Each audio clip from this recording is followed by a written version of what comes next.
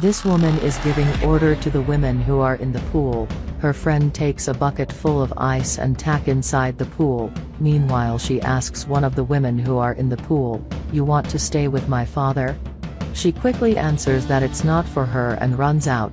She seems to have given up on staying there. She doesn't intend to stay in a contest for male. Then comes the second candidate, and she asks the same question to her, who answers, "I'm not ready for this test, please let me go."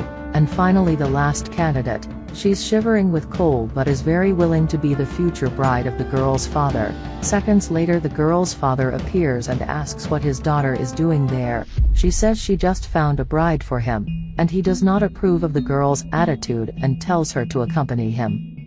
The girl is taken by her father to a far corner, and her father asks her why she is doing these cruel things to the girls, and she answers that since her mother passed away, she feels very alone, and her next stepmother has to be very strong like her mother was, and this woman was the only one who passed the first test of several.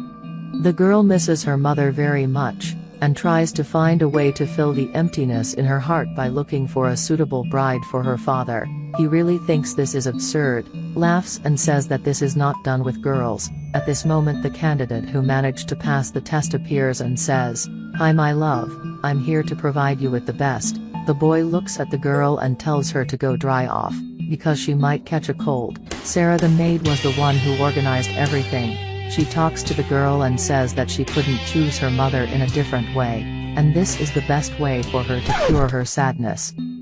Finally, the girl's father is really looking for his maid. She has been with them all their lives. He was not looking for anyone at the moment, but his daughter taught him that now he needs to move on and look for a way to grow in life. He has gone through the 5 stages of grief, which many times is defined in the way I am going to talk about. A group of people is walking down the street, when 2 boys quickly appear and take the purse from the woman. She feels very helpless and begins to scream. A hero appears and saves the girls.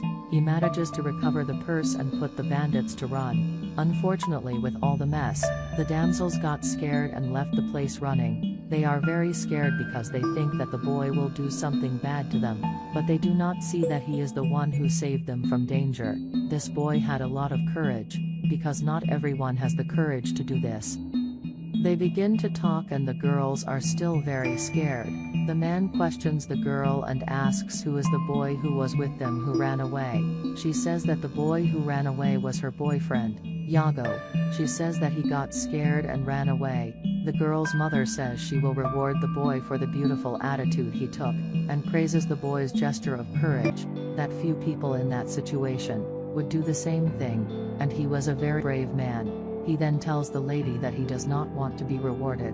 The woman who was almost robbed has a totally different attitude from his mother and says that people like him always want something in return. Nothing comes for free.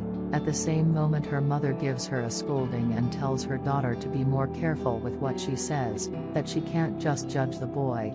The girl then takes her mother's hand and leaves the place.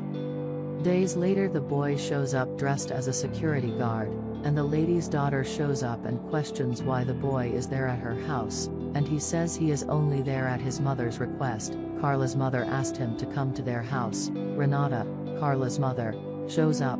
She sees everything her daughter does with the boy. They then begin to discuss the presence of the boy at the site. Renata's daughter is not satisfied with the boy's presence. Her mother then tells her that he will be her new security guard. He will accompany her and protect her everywhere she goes. She gets angry and says she doesn't need a security guard to get around. Her mother insists on the idea of having a security guard, because if something happens to her daughter, she will never forgive herself. The woman then looks at the security guard with anger and says, "Rodrigo, we no longer need your services, you are dismissed." Renata then says, "My daughter, he is your bodyguard now, and you will have to accept it, whether you like it or not." She gets very angry with this idea.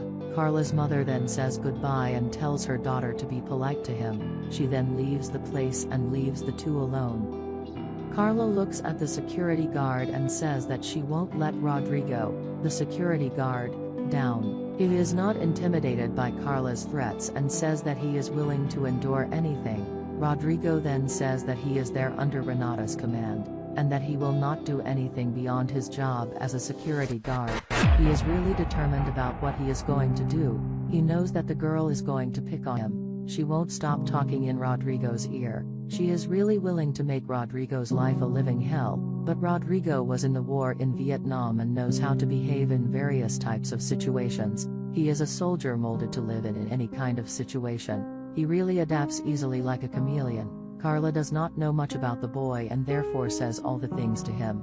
He only laughs at the whole situation, because he knows that this is a much more peaceful service than all the ones he has done. Carla keeps giving him many orders and says that Rodrigo will not last the first month in that house. She then goes to her daily chores and enters her room. Rodrigo laughs and says it will be easy. Days later, Carla and Rodrigo appear walking in a square. They talk and Carla seems to have already gotten used to Rodrigo. She even says that she is enjoying Rodrigo's company, and he says that it is a pleasure to accompany Carla and keep her safe. She enters an establishment and asks for a glass of wine. Rodrigo stays from a distance watching Carla drink her wine. Rodrigo takes a slight look at Carla and smiles disguisedly. He knows that Carla is starting to like Rodrigo. The days go by and Carla gets closer and closer to Rodrigo. He really notices this closeness and continues doing his job normally. However, Carla is now hitting on Rodrigo. They enter a clothing store, in which Carla has just made another purchase. She then hands the groceries to Rodrigo, who looks at her and says, "Are you thinking of buying more things?" Carla gets angry and says that Rodrigo will have to accompany her everywhere. He can't have a second of peace. He then broaches a subject with Carla and gives up talking to her because the subject he would broach is directly connected with Carla. She insists that he continue talking. He then says that he wants something more with Carla, not to simply be her bodyguard, not to be just a friend. He wants to be in a relationship with Carla, but very confused about the way Carla treats him. She then says that he is just Carla's employee and bodyguard, nothing more than that, and they leave the clothing store. On the other day, Carla goes to open the door of her house, and who is there is Iago. He declares himself to Carla and asks her why she doesn't answer her calls and ignores him so much. She answers that she doesn't want anything to do with him, and he says that she can't just abandon him like that she needs a reason. And she answers that she can, just like he left her and her mother in danger that day. And she says that the man that was there on the street that day was much braver than him. He faced two men and still managed to recover Carla's purse. Iago has his ego hurt at that moment and says that he is a real man. Carla then says that Rodrigo is his name, and he is a real man, who does things with courage and skill, besides being beautiful. Iago gets jealous and starts attacking Carla. He starts advancing towards Carla and takes her arm and says, "I want to see if this guy is really a man. Let's see him coming to save you. I want to see if he has attitude." Iago doesn't know who he is. First stage, denial and isolation. It is the first feeling when faced with the news of a terminal illness for a patient or of death for a bereaved person, regardless of how he or she became aware of the fact that it works as a shock absorber, so that the patient or the bereaved person can get used to such a situation. It works as a bumper so that the subject can get used to the situation and one has to wait for the opportune moment to approach it, observing the signs shown. Partial acceptance is the phase right after denial, when one does not use denial for a long time. It is a temporary state from which he gradually recovers, as he gets used to reality, until he starts to react. Second stage, anger. It appears when it is no longer possible to deny the fact and there is a feeling of revolt, envy, and resentment. The patient or the bereaved person asks himself, why me and not someone else? Anger is expressed by emotions that are projected onto the external environment and by the feeling of nonconformity. For family and friends, it is a difficult phase to deal with, because their attitudes have no plausible justification. Anger only becomes pathological when it becomes chronic. Third stage, bargaining. The patient begins to hope for a divine cure or an extension of life, in exchange for merits he believes he has or actions he promises to take. Fourth stage, depression. This is the stage of feelings of debilitation and sadness accompanied by loneliness and longing. It functions for the patient, as well as those involved with him, as a preparation for his losses. This stage requires a lot of talking and active interventions by those around them in order to avoid a silent depression.